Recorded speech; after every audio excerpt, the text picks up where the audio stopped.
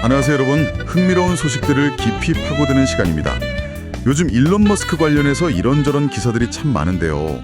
오늘은 그중에서도 테슬라 자율주행 차량 탁송, 이 배달 시도 과정에서 나온 논란을 좀 파헤쳐 보려고 합니다. 네, 텍사스에서 테슬라가 세계 최초로 완전 무인 자율주행 차량 배송에 성공했다. 이렇게 발표를 했는데 그 과정이란 결과가 상당히 흥미롭습니다. 저희가 받은 자료들 보면서 이 사건의 전말 그리고 어떤 의미가 있는지 자세히 한번 살펴보겠습니다. 자, 시작해볼까요? 네, 이게 뭐랄까 기술적으로는 분명 대단한 성과인데 또 동시에 현실적인 한계는 어디까지 왔나 이걸 명확히 보여준 사례라서요. 자율주행 기술의 현주소를 좀 생각해 볼 좋은 기회인 것 같습니다. 네, 그럼 일단 테슬라 발표 내용부터 좀 짚어보죠. 2025년 6월 27일이었죠. 텍사스 오스틴 기가팩토리에서 고객집까지 모델 Y 차량이었고요. 네, 맞아요. 한 30분 정도를 완전 무인 자율주행으로 배송했다. 이거잖아요? 뭐 차 안에 사람도 없고 원격 조종도 없이 그냥 순수하게 FSD만으로 해냈다. 이걸 강조했죠. 그렇습니다.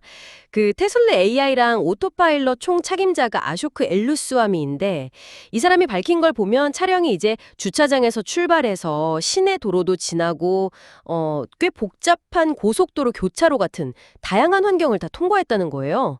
최고 속도도 시속 한 116km까지 냈다고 하고요.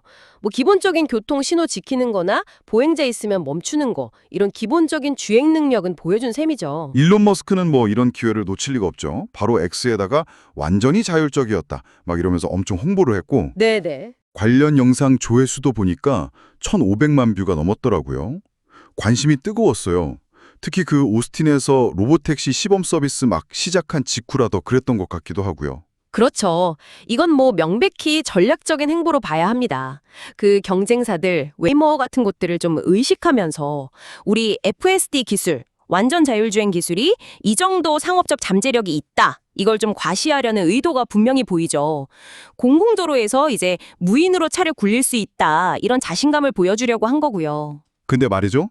이 아주 성공적으로 끝난 것 같은 여정, 마지막에 정말 생각지도 못한 반전이 있었잖아요. 네. 15마일이면 한 24km 정도 되나요?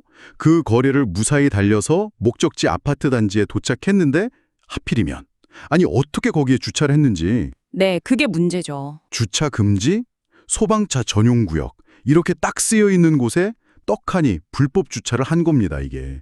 이걸 어떻게 봐야 할까요? 단순 실수일까요? 아니면 뭔가 좀 더 근본적인 걸 보여주는 걸까요? 바로 그 지점이 이번 사건의 어떻게 보면 핵심입니다. 그러니까 그 복잡한 주행은 다 해놓고 가장 기본적인 어떻게 보면 정적인 환경에서의 규칙이잖아요. 그렇죠. 표지판. 네, 소방차 전용 구역이라는 그 문맥적인 의미 이걸 해석하고 지키는데 실패한 거죠. 단순 표지판 인식을 넘어서는 그 상황 판단 능력이 아직 부족하다는 걸 좀 드러낸 거예요.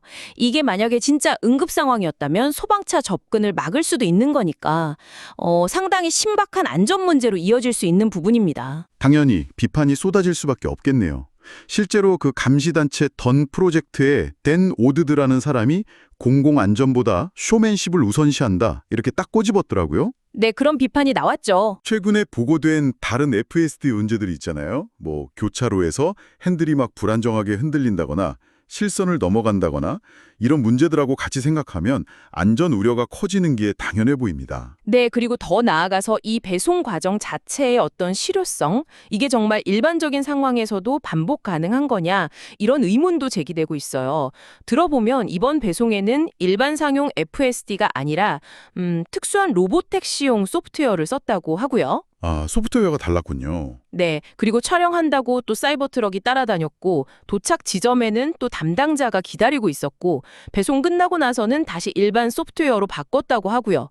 이런 걸 다 종합해 보면 이게 실제 서비스라기보다는 좀 잘 통제된 환경에서 보여주기 식으로 진행된 마케팅 시연, 그러니까 스턴트에 가깝다. 이런 분석에 힘이 실리는 거죠. 아, 그렇군요.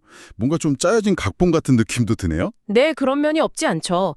결국 이 사건이 보여주는 건 자율주행 기술이 상당히 복잡한 주행은 이제 어느 정도 해낼 수 있는 수준까지 왔지만 여전히 인간이라면 너무나 당연하게 인지하고 판단할 법한 그런 기본적인 규칙이나 상황 맥락 있잖아요. 네.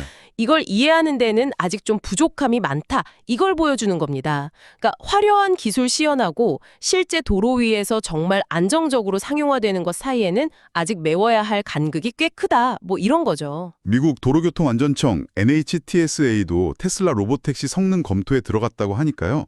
앞으로 이 규제 문제도 기술 발전만큼이나 중요하게 다뤄질 것 같습니다.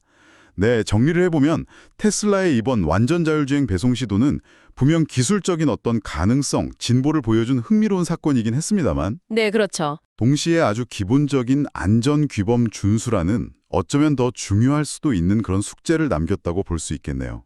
맞습니다. 성공과 실패가 이렇게 명확하게 공존하는 사건인데요. 이게 바로 자율주행 기술 발전의 현 단계를 아주 여실히 보여주는 것 같습니다. 기술을 막 고도화하는 속도하고 실제 환경에서의 어떤 안전성 확보, 이 사이에서 균형을 잡는 게 얼마나 중요한지 다시 한번 생각하게 만드는 그런 지점이죠. 오늘 저희가 함께 살펴본 내용 외에도 여러분께서는 한번 이런 질문을 스스로에게 던져보시는 건 어떨까 싶습니다. 완전 자율주행이 정말 완전해지려면 단순히 차선을 따라가고 장애물을 피하는 걸 넘어서 우리 인간 사회의 어떤 암묵적인 규칙들, 또 상황적인 맥락까지 이해해야 하는 걸까? 과연 기술은 어디까지 발전해야 우리의 이런 상식적인 판단 능력을 대체할 수 있을까 하는 질문이죠. 네, 오늘 깊이 있는 탐구는 여기까지입니다. 다음에 더 흥미로운 주제로 여러분을 찾아뵙겠습니다. 감사합니다. 감사합니다.